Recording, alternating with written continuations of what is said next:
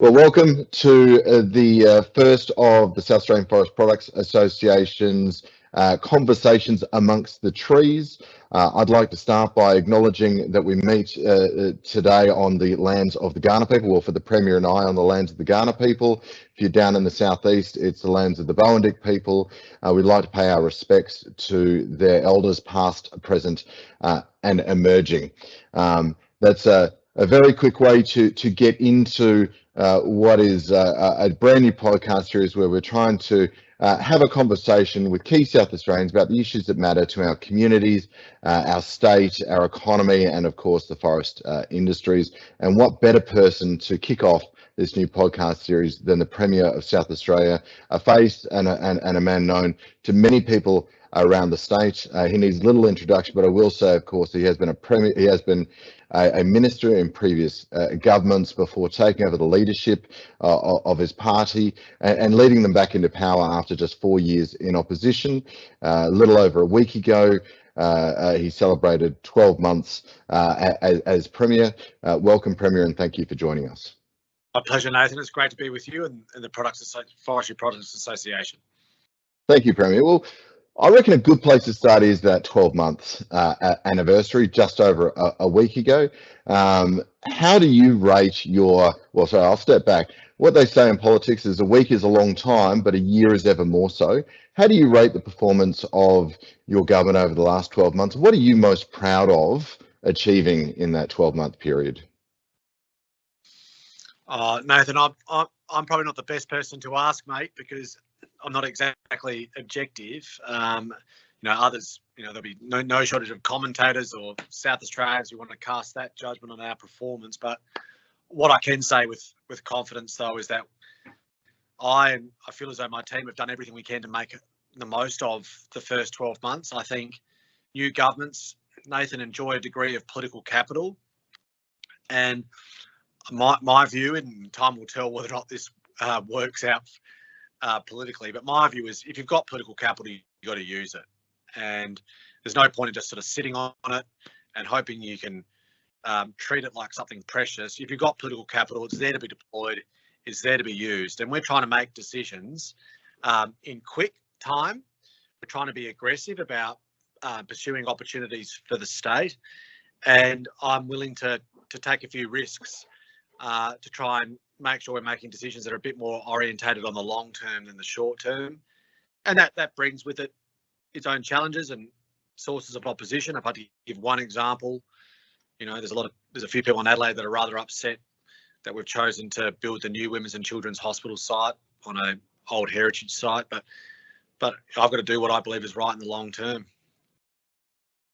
Yeah, and that is the challenge of being in government, as you've pointed out. Yesterday, you released your economic statement for South Australia. Now, of course, a lot of people would have read about that in the paper if they weren't at the CEDA event. What were the headlines for you with regards to looking forward to into the future? Well, in the same theme about making decisions set up for the long term and using political capital, I want to make sure that at the heart of the government's agenda is an economic agenda. We're committed to fixing the health system, but fixing the health system is a problem that needs to be fixed. It doesn't change the future of the state. Our economic agenda, our industrial agenda, is about setting the state up for the long term. And I've got a very firm view that within South Australia, we've got a few stars aligning, whether it be the AUKUS deal, the AUKUS program, or whether it be what we can achieve in the southeast, particularly including around forestry, but also what we can do in the Upper Spencer Gulf. Combined brings with it a reindustrialisation agenda of the state, focused on industries that we know have a lot of growth potential in terms of demand into the future. And I want to make it clear that this is the government's policy agenda. Yesterday in the State of the State speech, I spoke a lot about what we want to do in regional South Australia, and not the usual sort of, here we are with a new slogan talking about the regions, but actually talking about the big policy decisions that we want to make to bring industrial activity to regional South Australia. So if I had to give you one example of that, yesterday I started to outline a roadmap that would see the state government actively pursue a multi-billion-dollar massive desalinisation plant to produce industrial scale quantities of water in the Upper Spencer Gulf. That will upset a few people, particularly when they find out that the water isn't for human consumption, but the water is for economic purposes, mainly around hydrogen production, copper processing, but also potentially agriculturally as well. So this is a really big decision. The analogy I used was when Sir Thomas Playford built a pipeline from Morgan to Whyalla back in the 1930s, and it set up a massive industrial expansion. We have a similar opportunity in front of us now, and it's one that my government's going to look at very closely. We're not going to be reckless about it, just do it for the sake of it. But if it stacks up financially, we're keen. And preliminary evidence from the business case that we've been working on for over 12 months, which we accelerated, shows that there could be billions of dollars in royalty revenue for the state if we do. So that was the purpose of my speech yesterday, and we're rather serious about pursuing it at pace.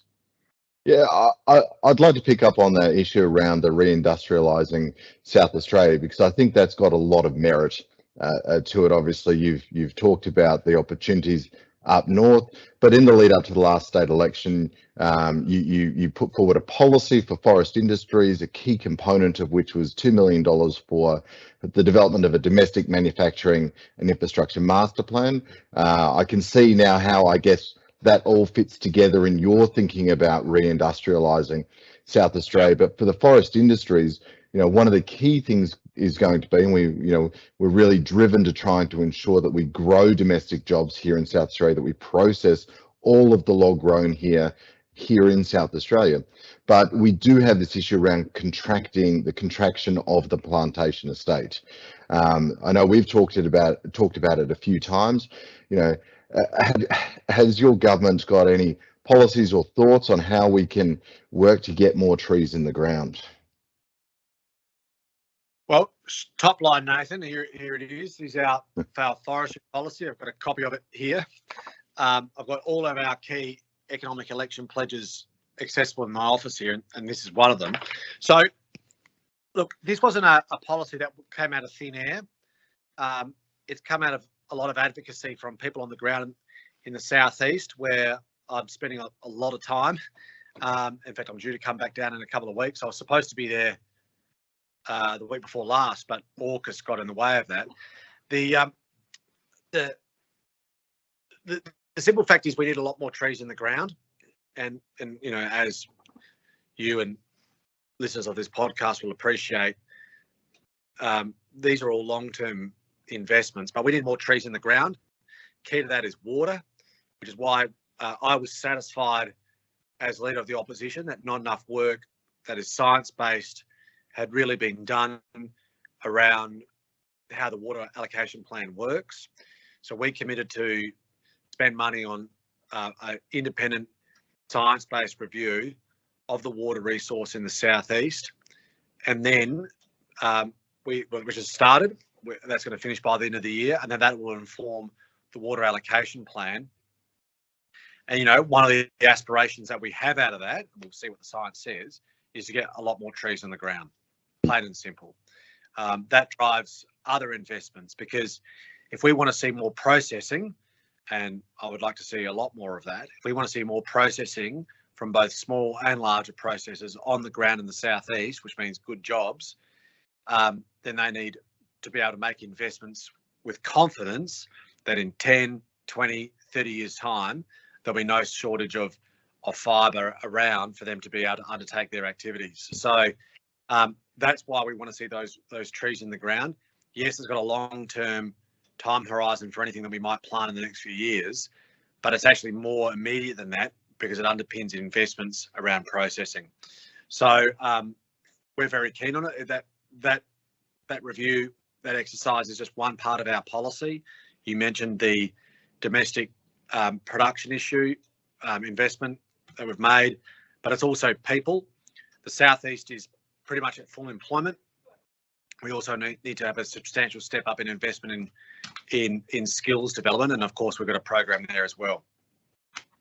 Yeah, and we really do appreciate that program down in the southeast. I think it's a total of $55 million dedicated across 3 different programs to training more people. You raised the topic of regions. One of the issues is, there's an old saying about South Australia that if you throw a tea towel over Adelaide, you'll capture about 90% of Adelaide. We're about, I think, 1.8 million people, and about 1.6 million live in Adelaide. Our second largest city is Mount Gambier, about 25,000 people. I see today that one of the mayors in Western Sydney has declared that they're full.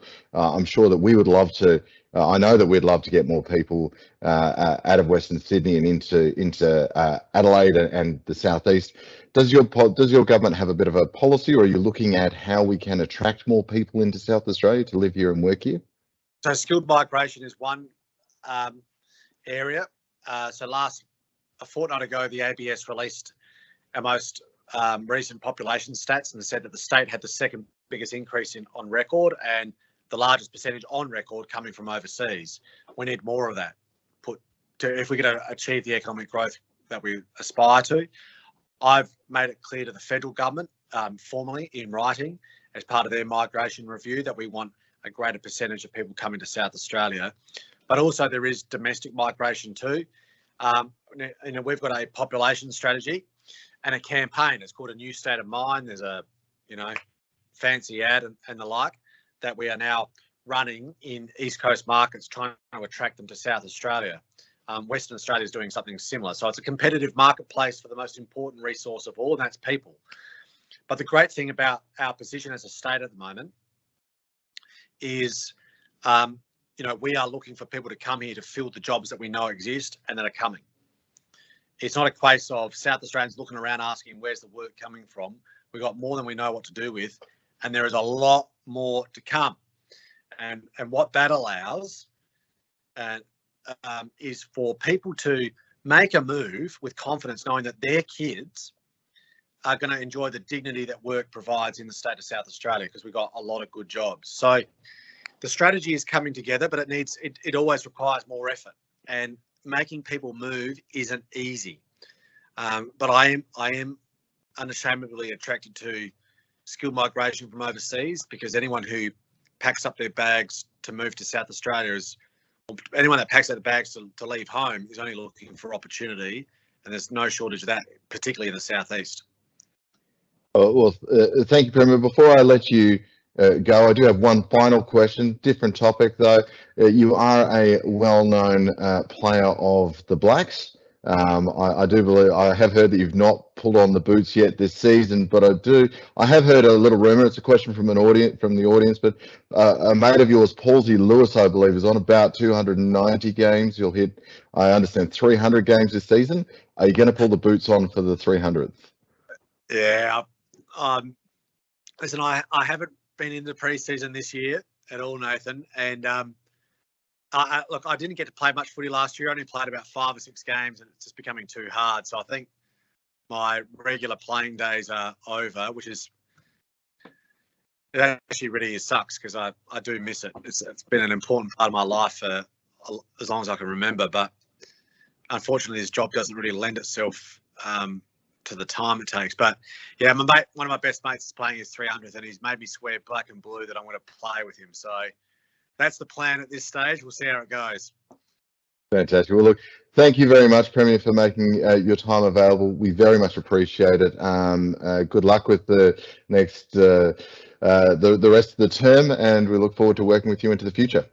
Thanks, Nathan. Appreciate it. Cheers. Thanks, Premier. Bye. Thanks, mate. Thank you. Thanks, mate.